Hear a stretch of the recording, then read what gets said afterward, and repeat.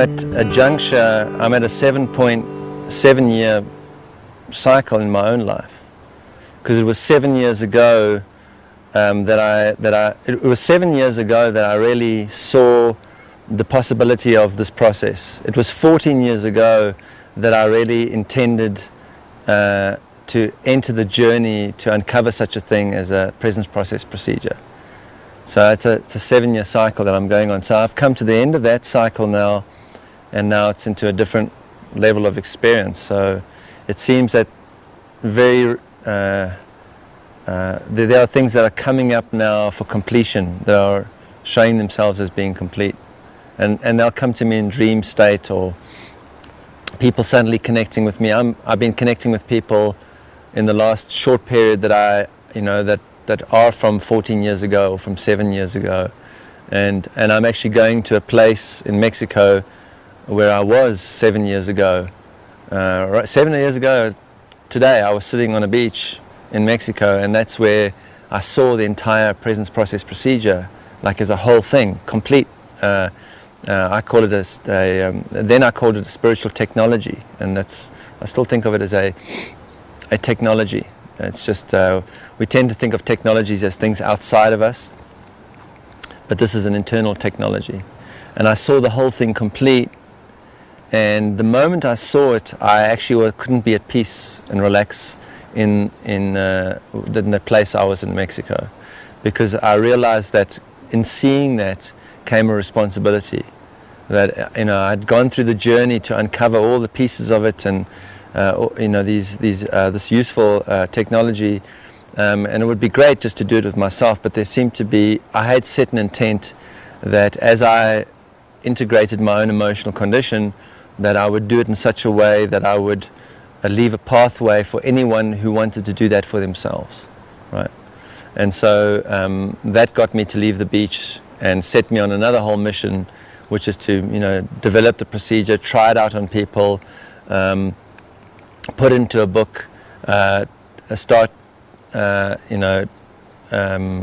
seeding the awareness of this work to the point that the work is running by itself. The book is available, people have access to everything, and then that's the point that I've reached now.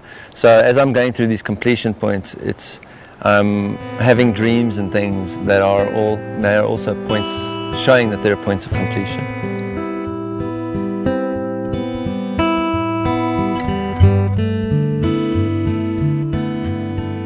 Well, it showed up like instantly. I was driving along one day, I was working as a roadie, I was working with musicians, and I was in the middle of nowhere driving in a van, and I had this extreme attack of pain in the one side of my face, and then that continued to occur up to 8 times a day. The pain was about 40 minutes long. And so I began obviously trying to do something about it because it was painful.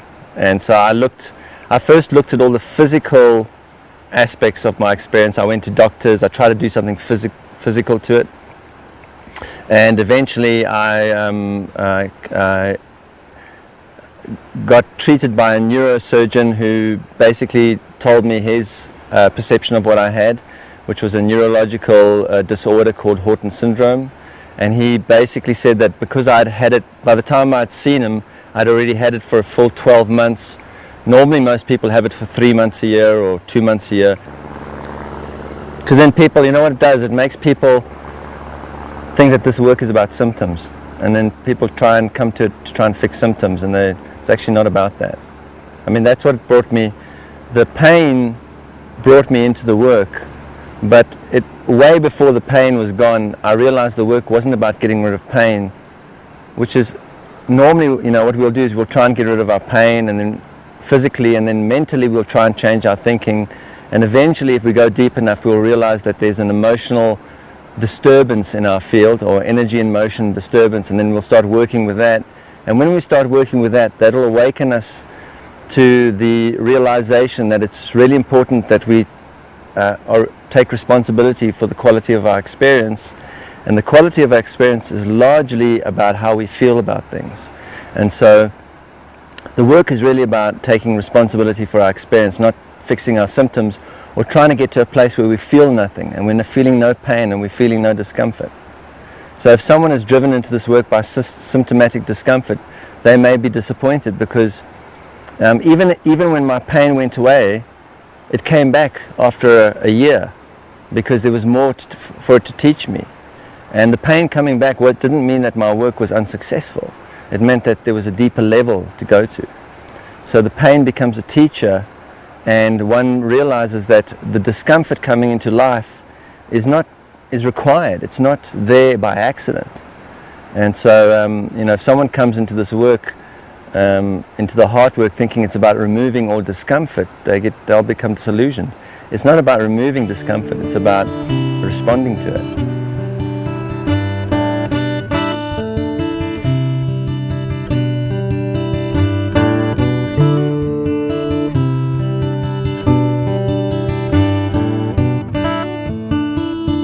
Well, a victim and a victor is the same consciousness. A victim is really the lower energy center. The victor is the slightly higher kind of solar plexus energy center, and then the vehicle is in the heart, and then the void goes up. So, and in those relation to those, the victim is about complaint, the victor is about competition, the vehicle is about compassion, and the void is about completion. So it depends where we are on our journey. When we're in the victor-victim state, we're not aware of our emotional condition. We're not aware of the role emotions, our emotional condition plays in the quality of our experience. And because of that, we're not aware of the causal point of our experience. When I'm not aware of the causal point of my experience, I perceive the causal point to be outside of myself. And so therefore I perceive the world to be happening to me as opposed to through me. And so it actually is great benefit to many on this planet that I perceive the world happening to me. It's very useful. So when I play the victor-victim role, I call that energy, the energy that enjoys us perceiving the world happening to us, is the energy of the snake. And it has two heads, right? And what the one head is like Democrat, the other one is Republican. The other head is Islam, the other one is Christian. The one head is communist, the other is capitalist. And the one head says, that's the snake there. Help us fight the snake, right? And as soon as you take a side or run from a side, in other words, victim or victor, actually working with the energy of the snake.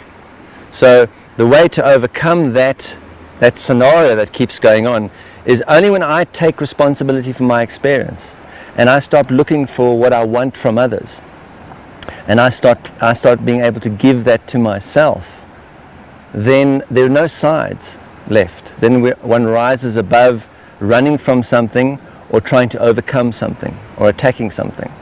And only then do we rise up above victor-victim mentality and start to see the world from a different perspective. But if one sinks back down into those lower centers, one will perceive there are things against us, and it really looks like that. So if people are kept in fear or anger and grief, and those conditions are kept suppressed in them so they don't resolve them, but instead those things are kind of constantly triggered, that causes us to stay in a victim-victim mentality, where I'm afraid of something, I'm angry about something, I'm heartbroken about something, and those somethings are outside of me. And so I can either hide from them or attack them. And that benefits, it benefits the mentality of what I call the snake mentality, the serpent, the fear mentality, right? But the snake energy itself can be brought up. We see in the Egyptian art, the snake is over here, right? It's over here. So that energy can be brought up to a higher level. That energy can be ascended, and that requires going into the vehicle, into the void, or into the compassion, into the completion phase. So it's all, it's all different levels of our journey.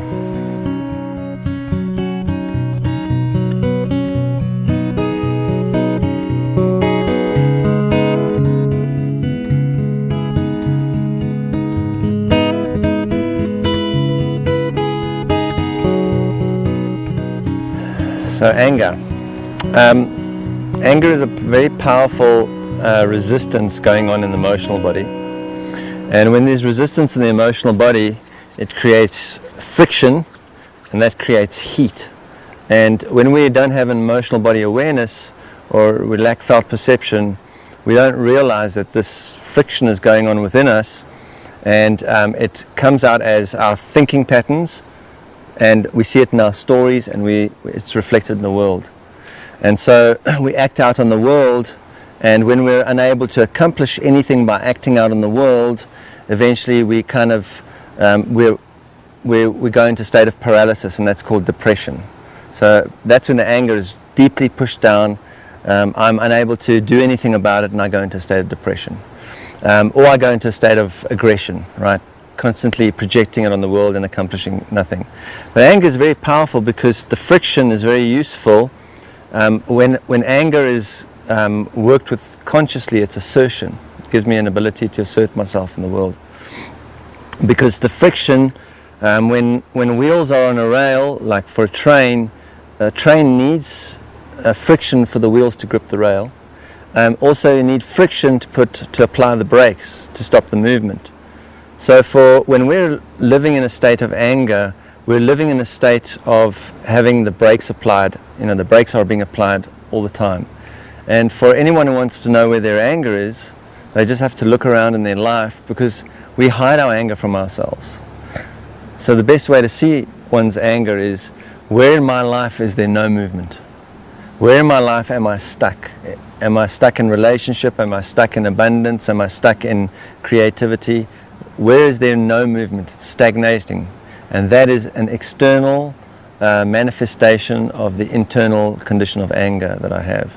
The moment I go in and I'm with the anger and allow the anger to be there, which is very challenging, because we're indoctrinated to completely have nothing to do with anger. There's no, we're given no opportunity to express that energy at all. It's kind of not allowed. And so when I allow myself to start feeling my own anger, I'll feel guilty about it, I'll feel bad about it.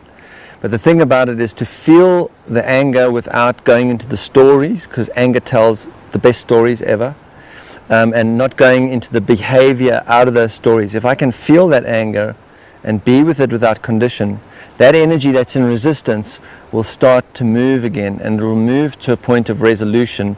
It'll actually move into what's really beneath it, which is grief. And once I move into and through that grief, those places around me that have been stagnating will automatically start to go into movement. I mean, that's what the alchemy is.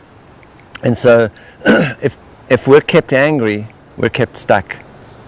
Only when we turn into our own anger and be with it without condition and allow it to move to point of completion, is that movement come into our life, and we're able to assert ourselves without being aggressive. It's like being able to move myself consciously through this experience.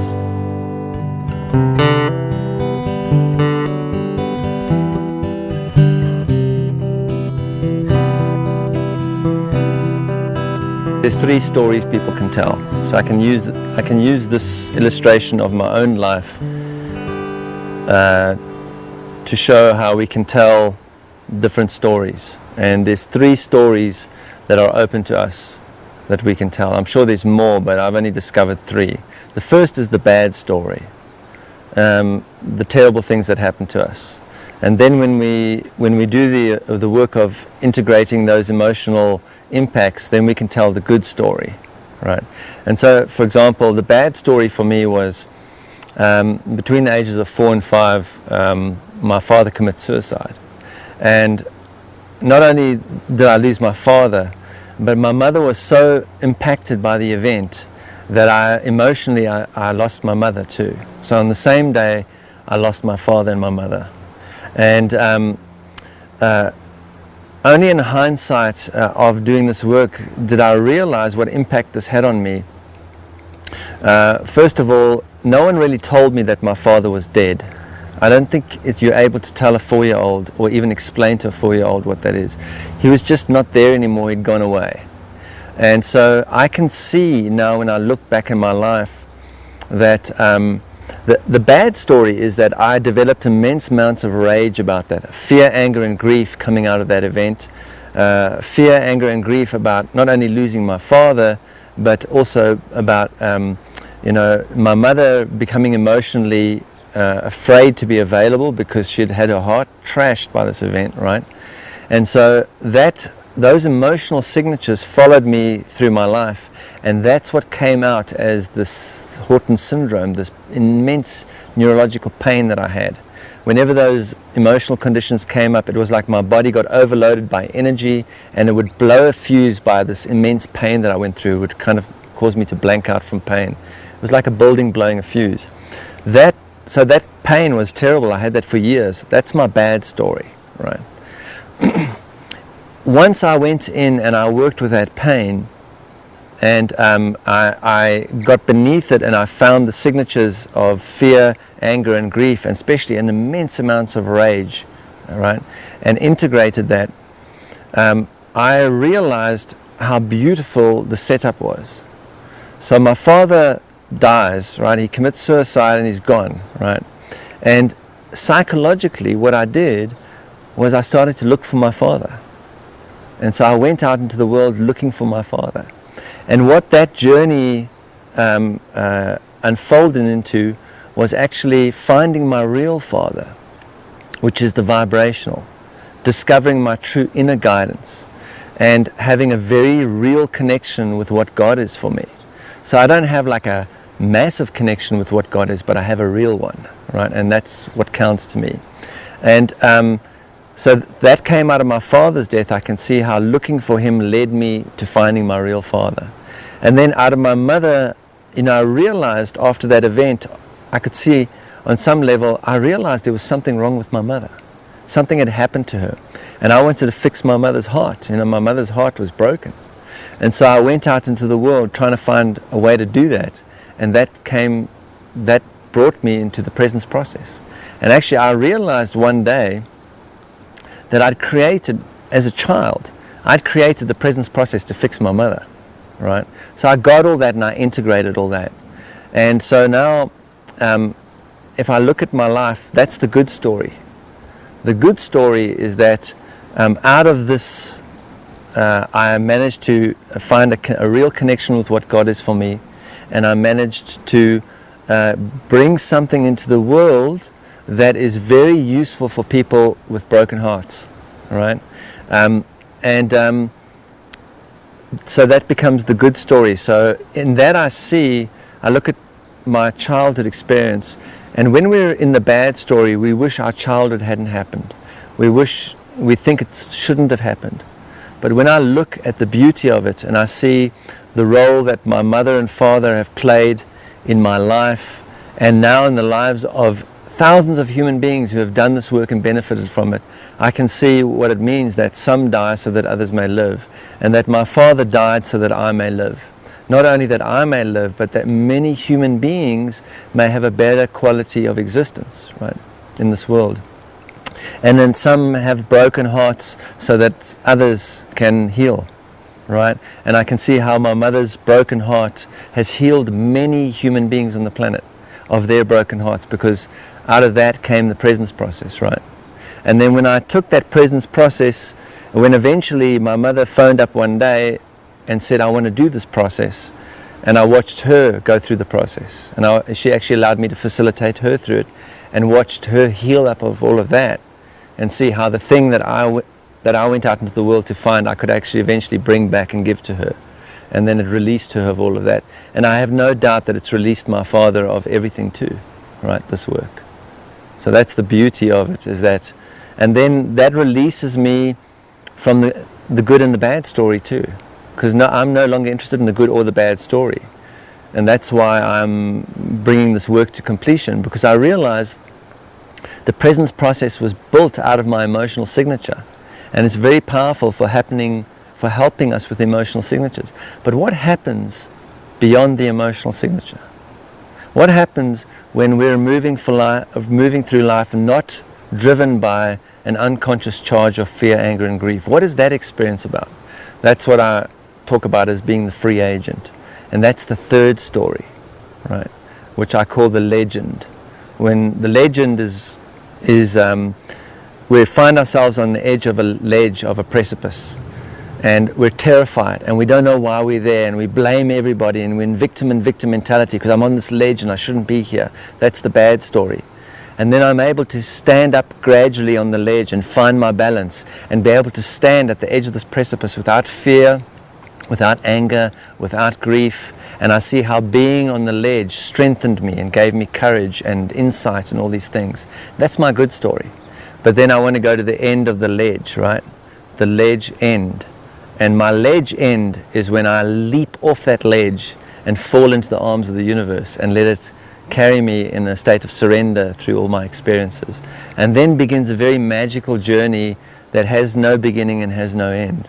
And that's kind of breaking beyond the destination consciousness, beyond the mortality consciousness, remembering that the legend only begins when I realize that I have no memory of not being alive, and I really get on a very deep level that only other people die.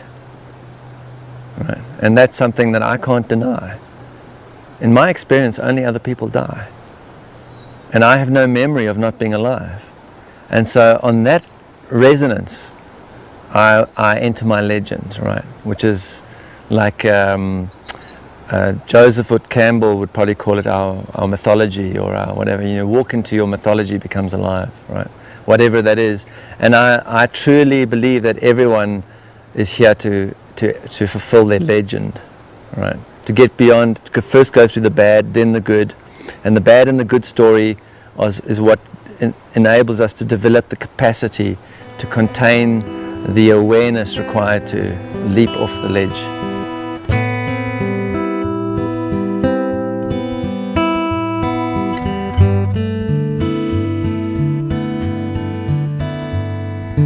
Time travel. I'm very interested in time travel, and my perception on time travel is that when we live in a physically transfixed state, or in a very mental state, we really perceive time travel as something outside of ourselves, that I have to build this machine, to climb in this machine and move through time. And then I'm trying to figure out how that's possible and all that sort of thing. And for me, that's not what time travel is. Time travel is an internal experience, and it's also an experience of really non-interference. So in my experience, I saw that, for example, those experiences of childhood and the death of my father, how my mother was traumatized by that, how the events had imprinted an emotional signature into me, a resonance. And that resonance I was carrying in this moment, and that resonance was really coloring my entire experience, my entire perception. In fact, I'd created an entire perceptual matrix out of that resonance, right? So I was able to journey back to that place, and how I journey back there doesn't matter. Anyone can journey back to a place, because everything, the past isn't behind me, and the future is not in front of me. The past is inside of me. It's something inside of me. So I was able to journey back. I used, whether I used visualization or whatever. But for example, I was able to journey back to myself just before my father died, right? And go to myself in that moment and say to myself as a 4-year-old, listen, something really freaky is about to happen, right, to you. Your father's about to die, and it's going to freak everybody out. And I know that one of the things about this experience is it's going to be so horrible for you, you're going to feel like you're going to die. It's going to be so traumatic for you. So I'm here to tell you that you didn't die, because I'm now, say I was doing it when I was 40 years old or 40, I'm now 41, and I'm actually having a cool life. I've been traveling through America. I've been with Native Americans and teepees. I've been doing all this weird stuff. So you've got a really interesting life ahead of you. So you're not going to die. So I've just come back to tell you that I'm going to sit with you while you go through this experience. Because we don't want to change this experience. We just want to change the way it impacts us. And so I just want you to chill out and be with what's going on and just allow things to unfold. And I will sit with you through it, because there's no one around you who has the capacity to be with you through this. Everyone is going to be freaked out. But I have that capacity. And so what I would do is I would sit with myself as I went through that experience and be there with myself. And what happened, because I was there with myself through the experience, the resonance of fear, anger, and grief was minimalized almost to nothing, right? That part of myself could become an observer of it like I was. And because that emotional imprint was then removed, because as I sat through the experience, I would re-experience it with myself. I would take the impact of that in myself. And from my perspective, not from the child's perspective. And being able to be with that fear, anger, and grief as it came up enabled me to not resist it, but let it move on. In other words, nothing got stuck there. And what I realized was, when I came back from that experience of being with myself, that all the trauma that was affecting me in the moment from that event was no longer here. Not only that, but my life was different, right? So I could see how that affected my family, how it affected my relationship with people around me. It was almost like I was now living on a different timeline, right? The timeline in which I was in a family in which people were traumatized by this event, the more I did that work, the less that appeared to be on this timeline. So every time I went back there and I actually went through the experience again with myself, and I was able to be with it without condition, just allow it to unfold and consciously receive the impact of those experiences. Allow the fear, anger, and grief to come up, but not stop them, just allow them to move through me this time. Every time I came back, it was like I was on a different timeline, a timeline that didn't have the impact of those events. So I never changed any events, but I changed this moment, right? And so then I became aware, now as I become more aware, develop my felt perception, I become more aware at times when things are kind of weird in this situation, that it's almost as if there's someone sitting with me at certain points of this experience, right, and saying to me, listen, Michael, I know you're like 46 now. Now this world this world that you're in is about to go through some really freaky events, right? I want you to chill out, right? Because however you respond to what's going on around you is affecting me, and I want to tell you that I lived, because I'm whatever age, say 70 or 80 years old, and I'm having a great time, and I want to tell you that no matter how it looks in this world, no matter how terrible things may appear, you lived, right? And you went on to do some great things. So I'm going to sit with you as you go through these experiences, and I just want you to chill out. I want you to be with this world as it's going through its shifts without condition. Just be with it so that you don't create any resistance that impacts me up ahead on the road, right? And for me, that's what the time travel really is, the capacity to go back into my experiences, to absorb the resonances that I initially resisted, so that there's no impact in this moment. And it really illustrates in a way what that saying is, I go ahead to prepare a place for you. So I came to this place where I am now, in my experience, right? And I have a safe place here. And so I can reach back to my 4-year-old and bring it here and say, listen, you come here. This is a cool place. I'm going back and I'm pulling you out of that place. I'm your parent now, right? And I'll take care of you. I'll be with you without condition. I will love you just as you are. I won't lay any trips on you. I'm the only one that can do that. And so wherever I go now, I have like this whole troop, like my 7-year-old and my 14-year-old who wants to play guitar, and all these people, from my past, all these aspects of my past I bring into the moment. And the more of them I bring here to where I am, the more present I become, and the more multidimensional my experience. So when I would go and do presentations, my ability to play around and play the fool in presentations, that's my child self who's with me in that moment, right? And for me, that's what the time travel is really about, right? And so I'm still open to exploring that even more. So it's not about changing events or interfering with anything in any way. It's about going and removing the charge of experiences that are impacting this moment from the past. And where anyone is able to do that, anybody. Pretty much, I just close my eyes and I go internal and I take myself back there as powerfully as I can to that moment, and be in that moment and be with that part of myself and make an emotional connection with that part of myself. The most important thing is to make an emotional connection, because the felt perception, there's no limit on time and space on the felt perception. There's a limit on the physical aspect of my experience, but there's no limit in the felt perception. So one of the ways that I make that connection with myself is by telling it that I lived, that I am it coming back from its future, and that I lived and that we're okay. Because our greatest fear is that we're going to die. Whatever we're going through is going to destroy us, right? That's our greatest fear. And so when I go back and I say, listen, Michael, you lived. You're going to be okay. In fact, I'm watching over you. I'll take care of you.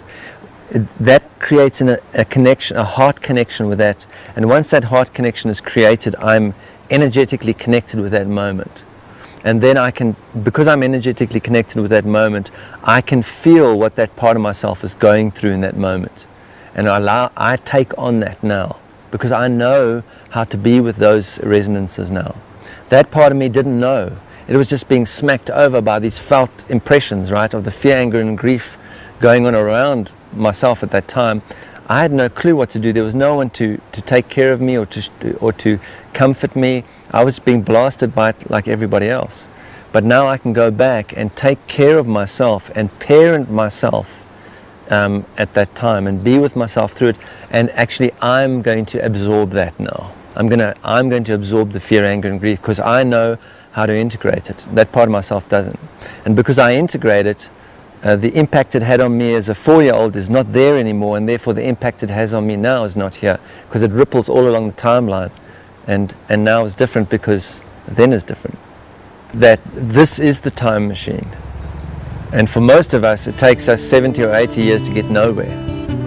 Right? We don't even switch it on.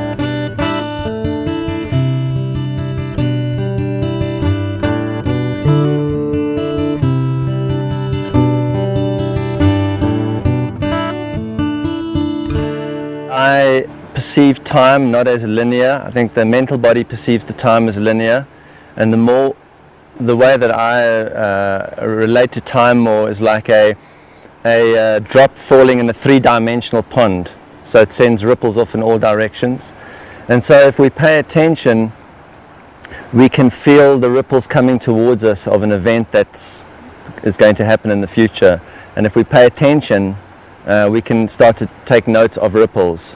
For example, if people are paying attention in the US or anywhere in the world, we can see that there's a massive economic occurrence coming, something really massive, and we can already see the ripples of it coming towards us in problems with banks, fuel prices going up, people on the airlines being laid off, Starbucks shutting down 600 stores. And if people watch, they can see that these are ripples, not of something that happened, that something that's about to happen.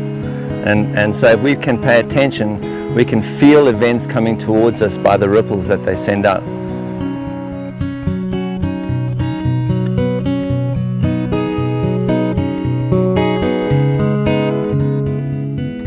A lot of the teachings that come to us are in a vocabulary that is so out of date according to where we are now. So it's about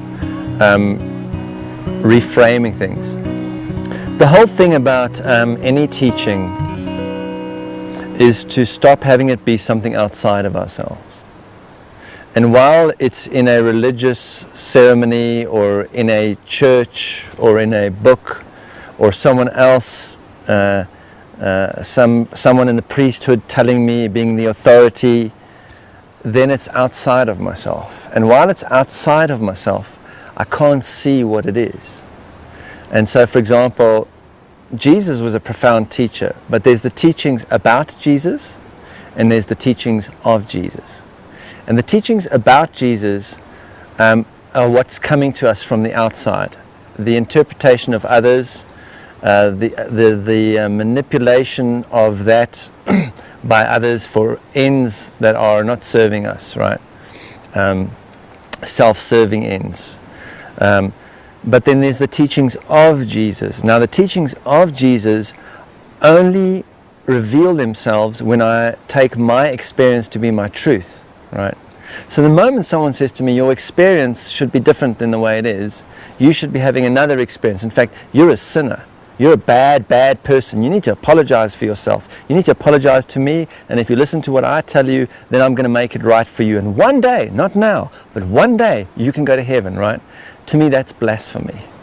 Blasphemy is when I deny the experience being given to me by whatever God is in the moment, right?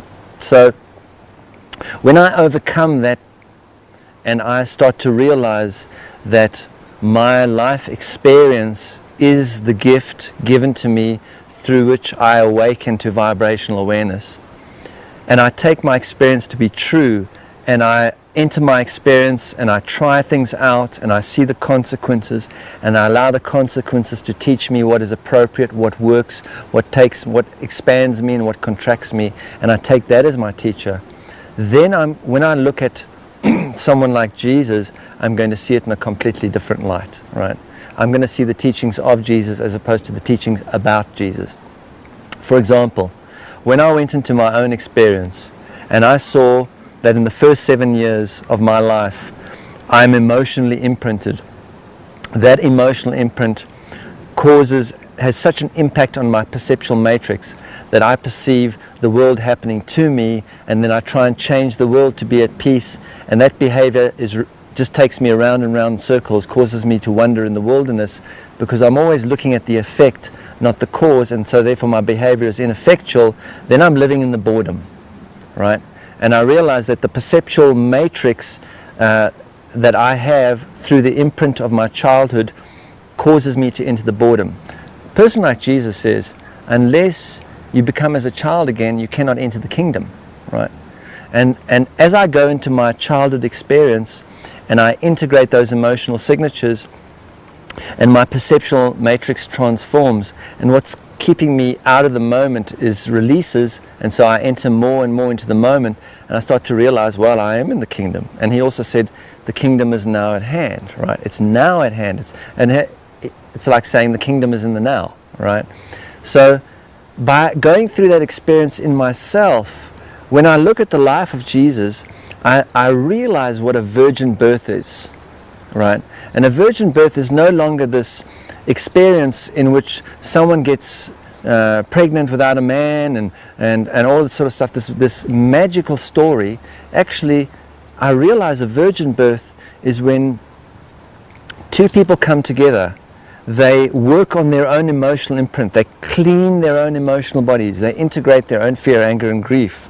And once they accomplish that, they come together and they have a child. And so they don't imprint that child with any emotional garbage or any dysfunctional emotional patterns. And that child has what's called a virgin birth.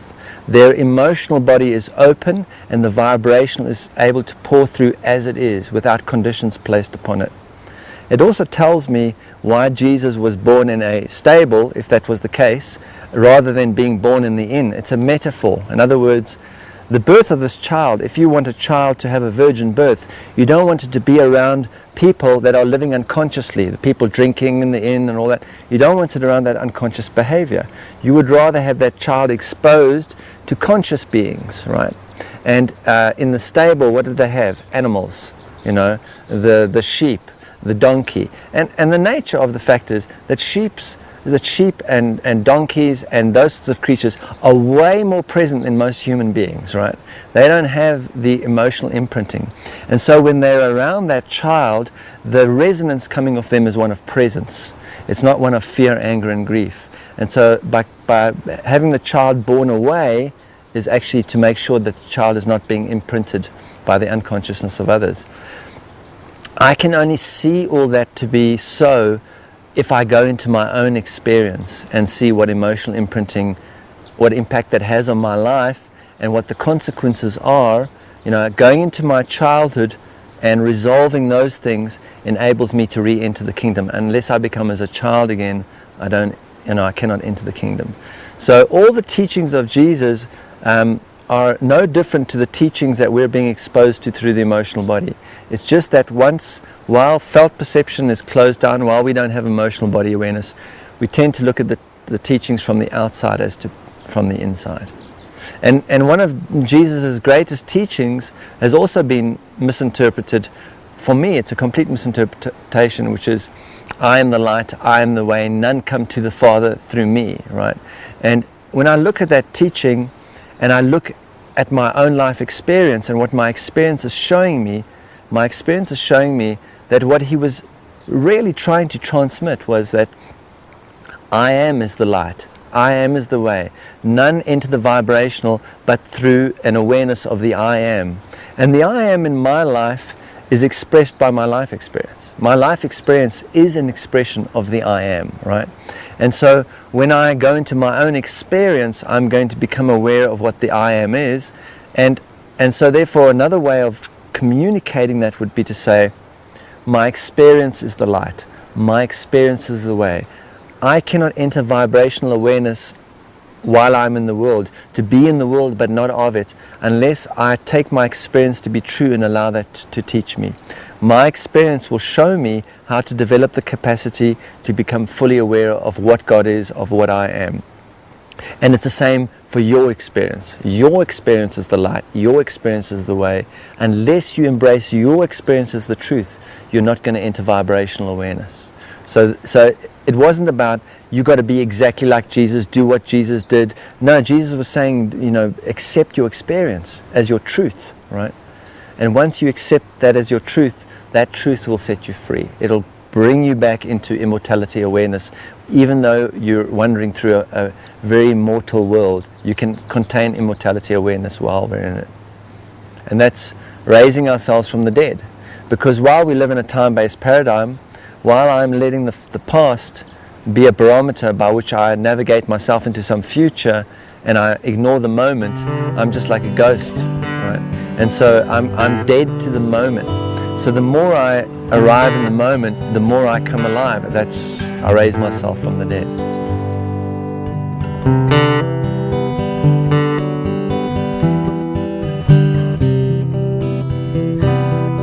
Because in the work that I've been looking at is obviously our fear, anger and grief that's imprinted into us in childhood. And out of that fear, anger and grief, we actually create structures out of that, right? So we create relationships that coming out of our fear, anger and grief, we create entire lives out of that. And once we realize that, or what causes us to realize that, is when we go in and we start to integrate those conditions, and then we realize there's, the relationship I'm in is not serving me anymore because it actually was made out of my neediness, and the kind of work that I'm doing doesn't serve me anymore because I was actually just doing this work because I wanted approval. I wanted to prove something, and I'm not in the world to try and prove something. It doesn't bring me joy. And so what I realize is that I'm in all these boxes, and I want to sort of start climbing out of the box, right? And we have political boxes, commercial boxes, religious boxes, and so there's a lot of box going on. Each time we climb out of a box, it's like taking a leap into the unknown, because the boxes keep everything familiar and in place and comfortable. And so different people are prepared to take different leaps, right? For some people, they'll take a leap and they'll get to that place and they'll go, that's good enough for me. I'm happy in this box, right? It's not as small as the one I used to be in, but for me, the journey is, completely to keep recognizing the box, and it gets bigger and bigger, because eventually you realize, well, if I'm a Christian, then my box is Christianity. I mean, that's how big it is, right? Even the thing that I believe to be the truth can be my box, right? And so the analogy that I like for that is about the Himalayas, right? That some of us are happy to have the Himalayas in a coffee table book on the coffee table. And we're happy to, people come in and we show them the coffee table book, look at the Himalayas, and we find it interesting and beautiful, and close the book and we carry on with our lives, and that's that. There are other people that have a photograph of the Himalayas on the fridge that got sent to them by a friend who actually went to India and took a photograph of the Himalayas. And that's more exciting than the coffee table book. This kind of more real, right? And there's less people who have that photograph. And for some people, having the photograph is enough, right? And then there are some people that will go to India and stand 60 miles from the Himalayas and look through a pair of binoculars and go, wow, they're the Himalayas. Wow, they're beautiful. You know, check it out, check it out. And then go home, and that's enough. You know, we saw the Himalayas right over there, right? And there's less of those people. And some people are happy to go right to the base of the Himalayas and look up and say, wow, what an awesome mountain, beautiful, take a photograph, send it home to a friend so they can put it on their fridge, and that's enough, right? And then they go home. And then there are even less people that will climb maybe up to base camp, like, you know, a few thousand feet up the Himalayas and camp there for a couple of days, and wow, we're on the Himalayas, we made it to the Himalayas, and enjoy that time for a while and then go back down to base camp and then go home. There are even less of those people, and there are even less who want to summit. And the thing is, the closer we move towards the summit of the Himalayas, the less people there are going to be around us. And as we approach the summit, often we'll have a guide that will take us towards the summit. But if we have an authentic guide, even the guide will eventually fall back and say, you know, this part of the journey you have to go on your own. And when we arrive at the summit, we will realize that here we are, we're actually all alone, right? And so that journey towards the summit, one of the rites of passage is entering the loneliness, what we think of as loneliness or being alone. When one becomes a free agent in the world, there are no groups to belong to, there are no people to hang on to, there is no culture to clutch to, there is no religion to clutch to, there is no political organization to align with. All those boxes have been opened and seen for what they are, and one really realizes one's this immortal being traveling through the cosmos as a free agent. But then one also becomes available, and in that availability, because there's no holding on to or manipulating or needing, in that availability one becomes really useful and is able to have powerfully intimate experiences with every aspect of the creation. So that's the loneliness, or having less and less people around us, because as we open each box, really what the box is our drama. The drama coming out of our emotional signatures. So as we resolve the emotional signature, there's less drama. And many of us communicate through drama. So the less I communicate with drama, the less I'm attracting towards me people in drama. And as we remove all the drama out of our states, then we're really only bumping into those who are not communicating through drama, and there's less and less and less people around. But more quality experiences. So there was a saying, you know, that was said to me when I was young by one of my parents. Came that you can count, if you really have a good life, you'll be able to count friends on your one hand. Like if you have a trashy life, you'll have a lot of friends, but actually they'll just be be people all around you. But actually, when you're really traveling and you bump into the free agents, you can count them on your hand, right? You can count them on your one hand.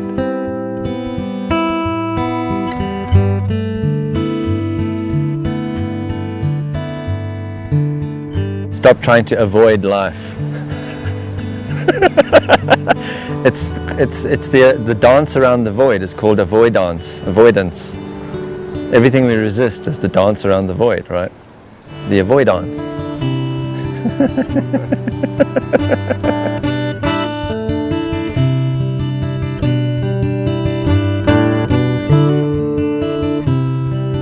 I don't have a problem with money. I just don't want to work for money. I don't want money to be my God. That's all. I don't have an issue with money. Money is an energy. It's the energy of movement, right? It enables me to do all sorts of movement and gives me time and space to do things. But I don't want to work for money. I don't want money to be my boss. I don't want my life to be about making money. I think there's nothing more pitiful than seeing a human being whose life is based on making money. That money has become their God. And they measure themselves and their success and everything by how much money they have and how much they can make. And then the life experience becomes a means to manipulate everything that's going around me so I can suck money out of it. I think that's just the saddest state to be in. There's nothing, I mean, really. So, but money is there. It's a fuel, it's an energy, and it's a flow of the universe. And I believe in a healthy energy exchange. But I don't do anything that I do for money. I do it because it brings me joy, because I'm curious about it, because it enhances my life, because in a way it may add something to others, although even though that's not a big priority. If what I do serves others in some way, that's like a fringe benefit, right? But my life is about evolving, exploring, all of that stuff. I don't believe in do what you love and then the money's going to, like it's an agreement that you make. If I do what I love, then I'm going to make money. No. The money is there if it's required. If it's not required, it's not there. Still manipulating what you want so that money will come, If you go like, I'm going to do what I love so that the money will follow, the abundance will be there if it's required. If it's not required, it's not there.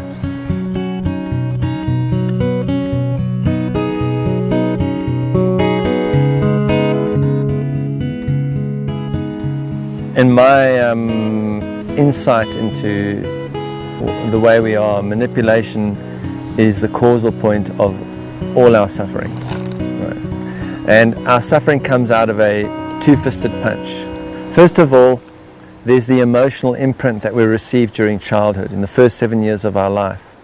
And this emotional imprint, these felt experiences that impact us during childhood, we resist them. And because they're uncomfortable, so we resist them. And these resistances determine the way our energy pathways run. And also, living in a state of this internal resistance causes great discomfort, although we're not aware of it because our emotional body awareness shuts down. By the time we're adults, we're living in an experience in which we're constantly doing this two-fisted punch. And the one punch is to sedate and control the discomfort within me. So I don't want to feel my fear, anger, and grief. The other punch is to manipulate my experience in some way to provide a feeling I would rather be having than the one I'm having. So it's kind of, the mental body is saying my experience is not valid. The experience I'm having shouldn't be, what's happening in my emotional body should not be happening. This fear, anger, and grief mustn't be there. Push it out of my awareness. I would rather be having another experience. I will manipulate this physical experience that I'm having to supply another feeling that I would rather be having. And that is the cause of all our suffering, because that behavior is destructive. When I invalidate my experience and I manipulate the world around me to have an experience I would rather be having, I'm going to cause suffering to myself and I'm going to cause suffering to people around me, because they just become the object of my manipulation. So manipulation, one of the analogies that we can use, like I like the word manipulation, and I look at it this way. Like a little boy is born, right? And the first thing that happens to the little boy is a nipple is stuck in his face. And all the life force is coming from the nipple. And then after a while, the nipple is taken away and hidden away forever. And then that boy grows up to a man who spends the rest of his life trying to get the nipple back, right? Searching for the nipple. And that's man, nipple, nation, manipulation, right? And really that's how we're being with ourselves, except this world has become our nipple, right? We see the physical world, our physical experience, and even our mental experience as our nipple. And we think we can get the juice of life to sustain us from this world and from the mental body, from doing physical things, doing physical practices, eating physical things, and from mentally understanding. We try and get all our juice from that, and that creates an experience of suffering, because there's other forms of sustenance that are available. There's other food. So there's food for the physical, which is for my physical vehicle, which is good healthy food and physical exercise. There's food for my mental, which is thoughts and images and things that are inspiring to me and entertainment and all of this sort of stuff. But there's also my emotional food, which is my fear, anger. It comes to me in the form of my fear, anger, and grief. That fear, anger, and grief is deliberate.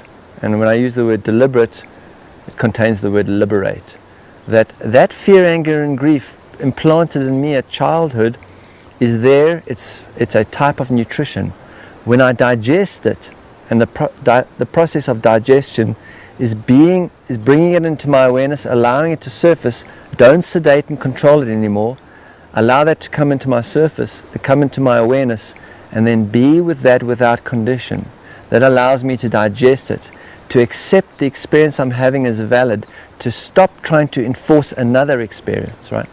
When I digest my emotional nutrition, I stop the process of manipulation. And that emotional nutrition, by feeling my fear, anger, and grief, enables me to awaken my feeling capacity, my felt perception, which enables me to perceive the vibrational, and then to be able to receive my vibrational food, which are vibrations that are coming into us every day. And if we can be with those vibrations and digest those, then I'm getting my vibrational food, my emotional food, my mental food, and my physical food. I'm getting my 4-course meal, right? And when I'm getting my full 4-course meal, I'm less likely to manipulate the world around me to try and get sustenance from a place I can't get it from, right? So I'm less likely to go to try and get everything out of the mental and physical experience and manipulate those parts of my experience to get feelings and understandings that are only possible from the vibrational, the emotional. And that manipulation, the key to ending that manipulation is the validation of my experience. To say, the experience I'm having is valid. It's maybe not what I want. What I want is driven by my discomfort. What I want is to feel better, right? But actually what's required for me to evolve is not to feel better, but to get better at feeling, right? And that the keys to that, the nutrition to that, is in my emotional content. My fear, anger, and grief is the key to the kingdom. And when I accept them as valid, and I say, oh, this experience I'm having that is upsetting to me is actually valid. It's not that it's not supposed to be happening. It's trying to bring to my awareness an internal condition that has been suppressed out of my awareness. Let me allow it to be there. Let me be with it without condition. Let it move to its point of resolution. And as I go through that experience and digest it, I will receive the nutrition, right? There's an immense amount of nutrition available from the emotional body. The main nutrition being developing the capacity through felt perception to perceive the vibrational, right? And once I perceive the vibrational as the true causal point, then it's less likely that I'm going to try and use this world as a nipple, right? Because God's nipple is the vibrational, and that's the nipple I want to go to, right?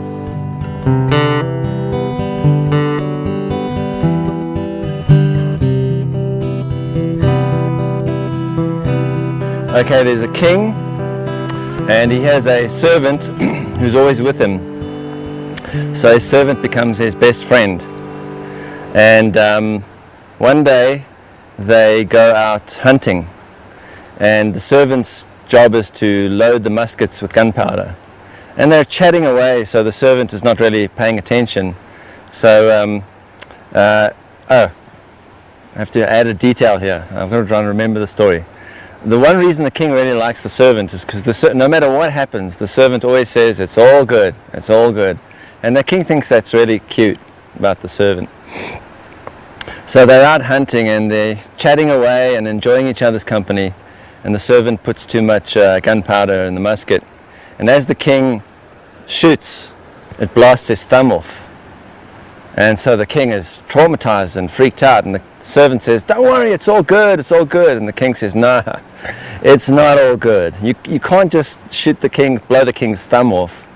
You know, I know you're my friend and I like you, but in the kingdom, if people just start blowing the king's thumb off and getting away with it and saying it's all good, we're going to have problems. So you're going to have to go before the court of law, and they'll decide what the outcome is. And the servant says, that's okay, it's all good, it's all good. So it's decided that he's going to be in prison for 6 years for blowing off the king's thumb. And the king is a bit sad about it, but he knows that the law of the kingdom must be enforced. So after about 6 months or so, the king gets curious about what's outside of his kingdom. So he takes a group of people with him and he goes exploring beyond the realm that he knows. And he enters a territory and he doesn't realize that this is the territory of cannibals. And he and his entire group get captured. And the cannibals are so excited because now they have this whole banquet thing going on. So what they do for hors is they slowly lower the individuals into boiling pots. The screaming is part of like the appetizer and all that. And as they're lowering the king into the cauldron, they notice he's got a missing thumb. And so they say, hang on a moment, stop. We only eat organic food, we only eat whole food. And you've got a missing thumb, you're not like whole food. So they set the king free, they tell him to go away. So he runs off naked into the jungle. Eventually finds his way back to his kingdom, and on the way back he's had time to think about this. And he realizes his friend actually saved his life. So he goes to the judges and he says, listen, I'm going to release my friend, my servant, and give him back his job, because actually he saved my life. And he goes down to the prison cell and he goes to see his friend. And his friend's very excited to see him. He says, hi king, how's it going? He says, I had a really rough time, and I was nearly killed by cannibals, and the reason they didn't eat me was because my thumb was blown off. So I feel really bad about you having been in prison now for over 6 months for this. And his servant says, no, it's all good, because if I hadn't have been here, I would have been with you.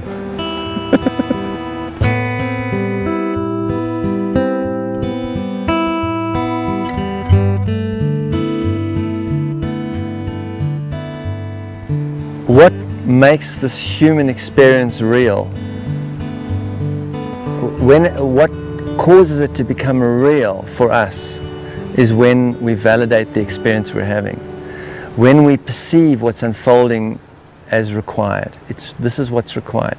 The one way to know what's required is that it happens.